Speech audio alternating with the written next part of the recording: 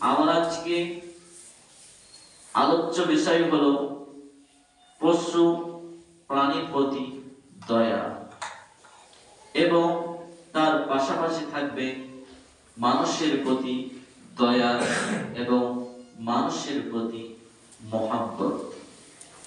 আচ্ছা প্রিয় ভাইরা, গত জুম্মায় আমি কি বিষয় নিয়ে আলোচনা করেছিলাম আপনাদের কি কারো মনে আছে?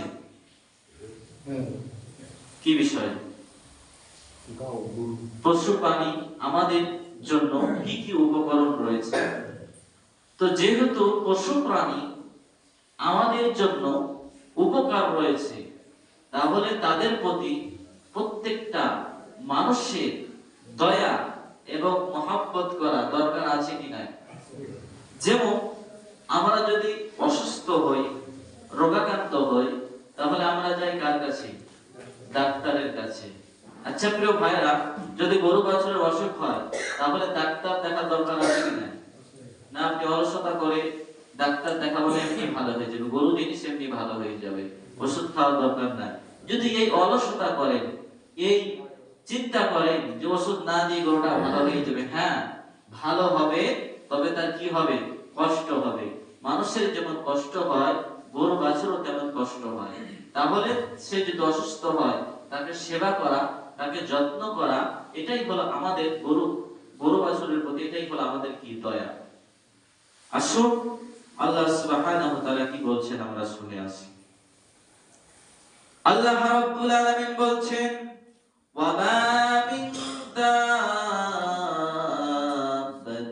ফিল আরদ, ভূপৃষ্ঠের ভিতরে প্রত্যেকটা জীব, ভূপৃষ্ঠের ভিতরে চলনশীল প্রত্যেকটা জীব, ওয়া মা মিন দাব্বাতিন ফিল আরদ, ভূপৃষ্ঠের ভিতরে প্রত্যেকটা চলমানকারী জীব, ওয়ালা তাইরি ইয়াতিরু বিজানাহি, এবং ডানার সাহায্যে প্রত্যেকটা পাখি যেগুলো আকাশে উড়ে বেড়ায়, প্রত্যেকটা ডানার সাহায্যে পাখি,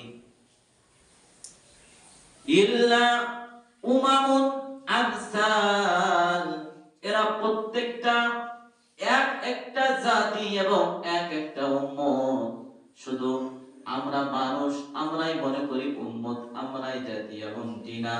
আল্লাহ রাব্বুল আলামিন বলছেন, ওয়া মা মিন দাব্বাতিন ফিল আরদ, ভূপৃষ্ঠে চলমানকারী প্রত্যেকটা জীব, ওয়ালা তাইরি ইয়াতিরু বিজানাহি, এবং ডানার সাহায্যে সেই সকল পাখিগুলো, ইল্লা উমামুন আমসালুকুম, এরা প্রত্যেকটা এক একটি জাতি এবং এক একটি উম্মত।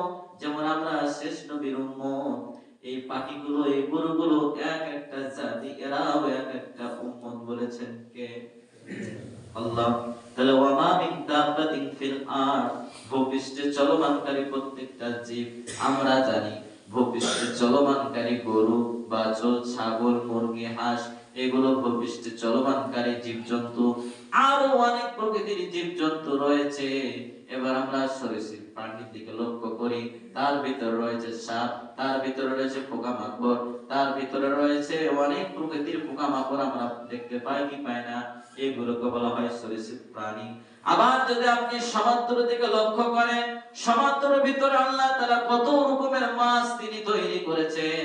একটি টিভি চ্যানেল রয়েছে, সেই চ্যানেলটির নাম হলো জিওগ্রাফিক চ্যানেল। এই চ্যানেলটিকেও যদি দেখে থাকেন, তাহলে দেখতে পাবেন, ভিডিওর মাধ্যমে আপনারা দেখতে পাবেন, সাগরের ভিতরে আল্লাহ সুবহানাহু ওয়া তাআলা কত প্রকারের মাছ তিনি তৈরি করেছেন, যা এক একটা কালারের সঙ্গে এক একটা কালার মিলে না, এক একটা স্বাদে, এক একটা মাছের স্বাদ এক এক রকম হয়ে থাকে। আল্লাহ সুবহানাহু ওয়া তাআলা কত প্রকৃতির মাছ তিনি তৈরি করেছেন। আবার যদি উড়ন্ত পাখির দিকে টানার সাহায্যে পাখিগুলো আকাশে উড়ে, এই পাখির দিকে যদি আপনারা লক্ষ্য করেন, এক একটা কালার এক এক রকম, এক একটা পাখির নাম এক এক রকম রয়েছে কিনা। একটা একটা একটা কালো ধরনের পাখি রয়েছে, তার নাম হলো কাক। একটা কালো ধরনের পাখি রয়েছে, তার নাম হলো দোয়েল। আবার কবুতর, আবার বিভিন্ন রকমের পাখি আমরা পাই না, টিয়া পাখি, বিভিন্ন ধরনের পাখি, এক এক ধরনের পাখির নাম এক এক রকম কালার আছে কিনা। আল্লাহ সুবহানাহু ওয়া তাআলা বলেন, ওয়া মা মিন দাব্বাতিন ফিল আরদ, পৃথিবীর জিব ওয়ালা তাইরি ইয়াতিরু বিজানাহাই, এবং ডানার সাহায্যে প্রত্যেকটা পাখি, ইল্লা উমামুন আমসালুকুম, এরা তোমাদের নাই এক একটি উম্মত, এক একটি জাতি। তাহলে আমরাই উম্মত, আমরাই জাতি এমনটি না। প্রত্যেকটা পশু প্রাণী, প্রত্যেকটা পাখি এক একটা উম্মত, এক একটা জাতি। আমাদের যেমন হিসাব রয়েছে, আমাদের যেমন হিসাব দিতে হবে পরকালের ময়দানে, ওই গরু বাছুরকেও সেই পরকালের ময়দানে হাজির হতে হবে। আমাদেরকেও যেমন ওই পরকালের পুনরুত্থান হতে হবে, ওই গরু বাছুর গুলোকে পুনরুত্থানে উদ্ধার হতে হবে। কিন্তু তাদের হিসাব হবে একরকম, আর আমাদের হিসাব হবে একরকম। যদি কোনো শিংওয়ালা বকরি যদি শিংবিহীন বকরিকে ঢি মেরে থাকে, তাহলে সেই শিংহীন বকরি সেই শিংওয়ালা বকরিকে ঢি মেরে তার প্রতিশোধ হয়ে যাবে, তার সব কিছু শেষ হয়ে যাবে, তার আর কোনো কিছু হিসাব নিকাশ হবে না, সেখানে তাদের প্রতিশোধ হয়ে যাবে। কিন্তু আমাদের তো তা হবে না, আমাদের জন্য জান্নাত এবং জাহান্নাম বাছাই করা হবে। তাহলে বলছিলাম পশু প্রাণীর প্রতি দয়া করার দরকার আছে কিনা? আচ্ছা বলেন তো, পশু প্রাণী সৃষ্টি করেছেন কে? খলাকাল আনআম, তিনি চতুষ্পর্যন্ত সৃষ্টি করেছেন।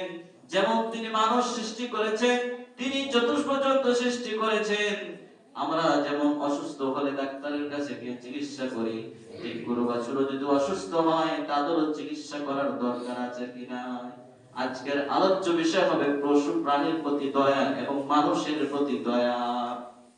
ওয়ামা মিন দাব্বাতিন ফিল আরদ, পৃথিবীতে চলমানকারী প্রত্যেকটা জীব, ওয়ালা তাইরি ইয়াতিরু বিজানাহাই, এবং ডানার সাহায্যে প্রত্যেকটা উড়ন্ত পাখি, ইল্লা উমামুন আমসালুকুম, এরা এক একটি জাতি, এক একটি উম্মত, এরা তোমাদের নাই এক একটি জাতি, এক একটি উম্মত। আচ্ছা বলেন তো প্রিয় ভাইরা, যখন কুরবানি আসে, তখন আমরা যখন কুরবানি গরু জবাই করতে যাই, তার পূর্ব মুহূর্তে আমরা কি বাজাই? চাকু বাজাই না? কি জন্য বাজাই? আমরা এই জন্য চাকুটা বাজাই যেন কুরবানি গরু জবাই করার সময় সেই গরু খাসিগুলো কি করে, কষ্ট কম পায়, এজন্য আমরা ভালো করে বাজাই। রাসূল সাল্লাল্লাহু আলাইহি ওয়াসাল্লাম বলছেন, তোমরা যদি কোনো পশু জবাই করবে, উত্তম ভাবে ভালোভাবে জবাই করবে, শরিয়া সম্মত ভাবে জবাই করবে, ছুরিটাকে সুন্দর করে বাজাবে, এরপর জবাই করবে।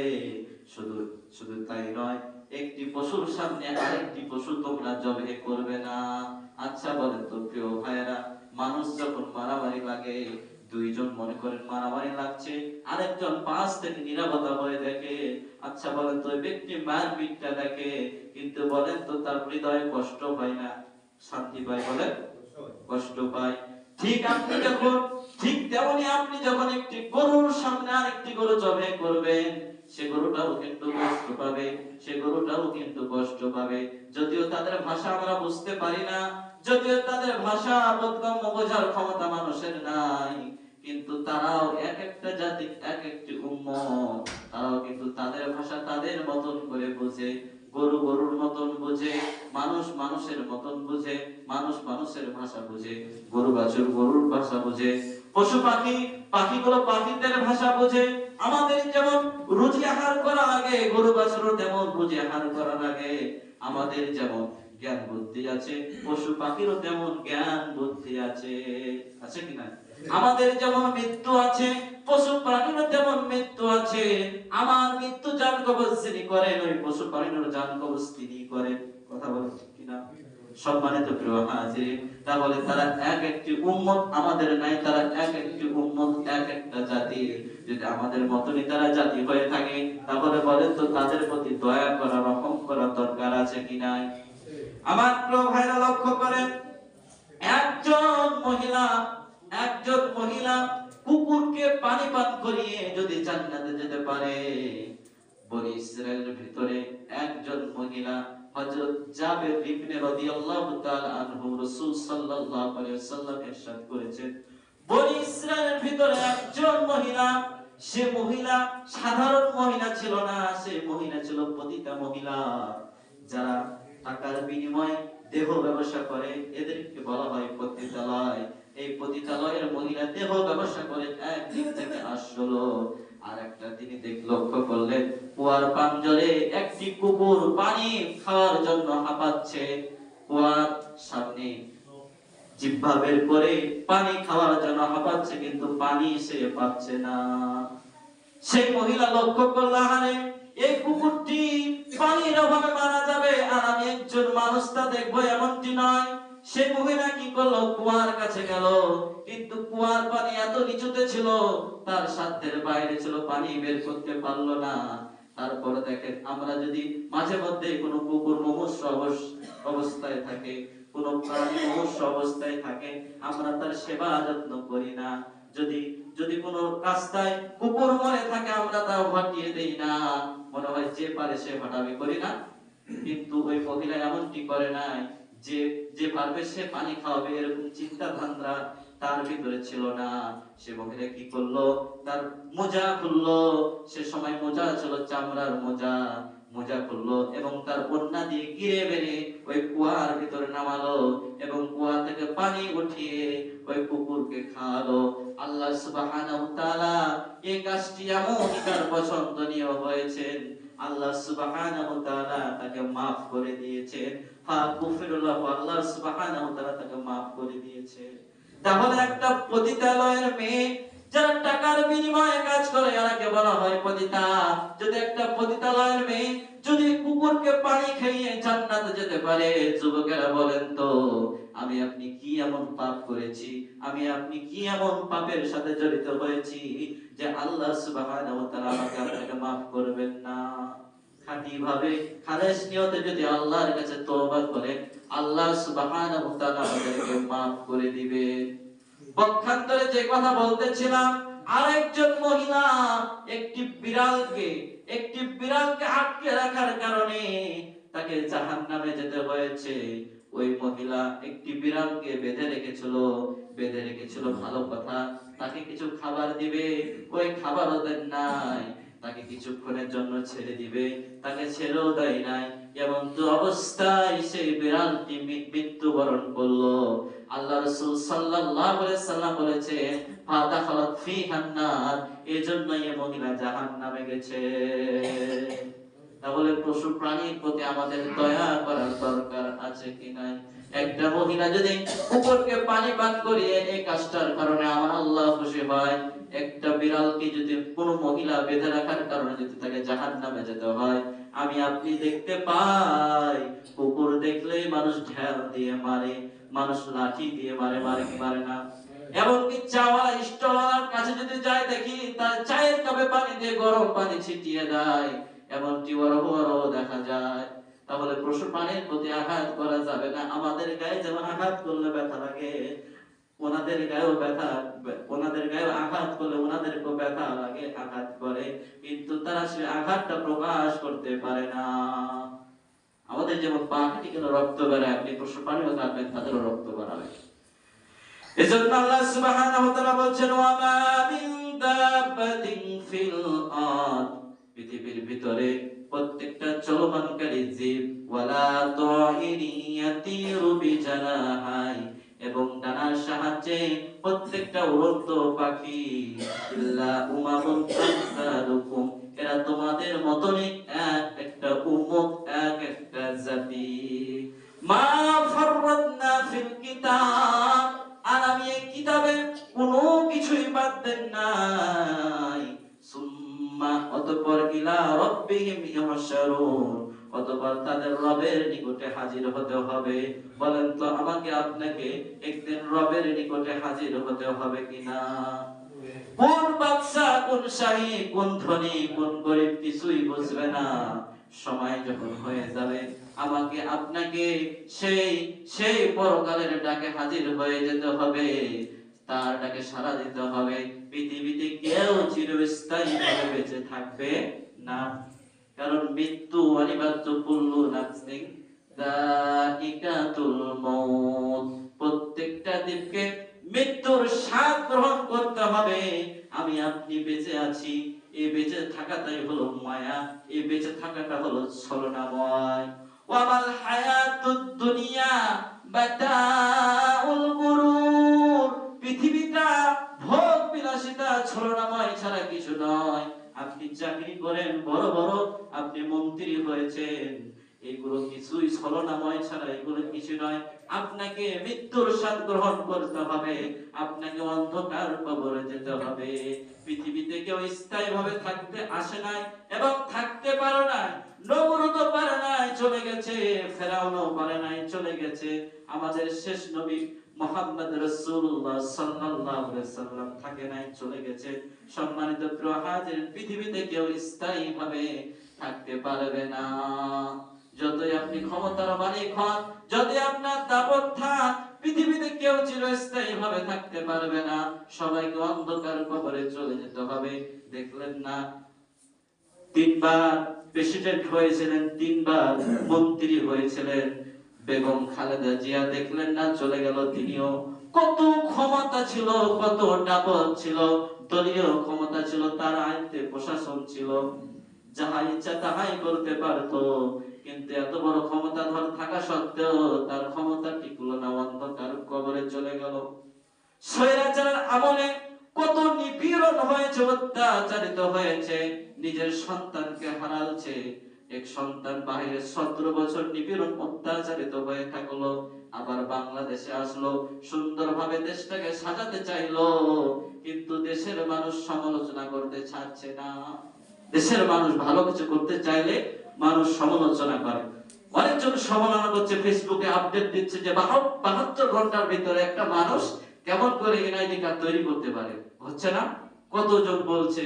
আচ্ছা প্রিয় ভাইয়েরা, সে মানুষটা 17 বছর বাইরে থাকলো, নিপীড়ন হলো, অত্যাচারিত হলো, ওই আপনি কখনো তো বললেন না তিনি তিনি 3 দিনের ভিতরে এনআইডি কার্ড পেল, তাকে তো দেওয়া উচিত, তার জন্য তো ছাড় দেওয়া উচিত। কারণ তিনি বাইরে ছিল, 17 বছর নিপীড়ন হয়েছিল। আমরা কি দিয়েছি তাকে? সে মা হারা হলো, সে ভাই হারা হলো, সে পিতা হারা হলো। আমরা জাতি হিসেবে তাকে কি দিতে পেরেছি বলেন?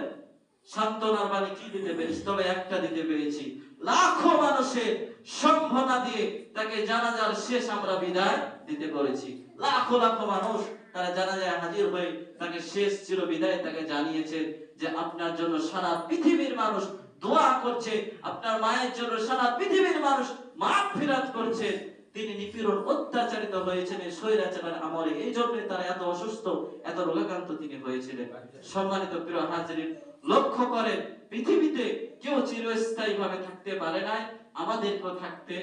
আমরাও থাকতে পারবো না। আমরা চাই যে ক্ষমতা আসুক, শান্তিপ্রিয় ভাবে এই দেশটা যেন সুশৃঙ্খল ভাবে চলে। আল্লাহ সুবহানাহু ওয়া তাআলা যেন কবুল করেন, বলেন আমিন। আল্লাহ সুবহানাহু ওয়া তাআলা আমাদের সবাইকে ঈমানের হালতে মৃত্যুবরণ করার তৌফিক দান করেন, বলেন আমিন।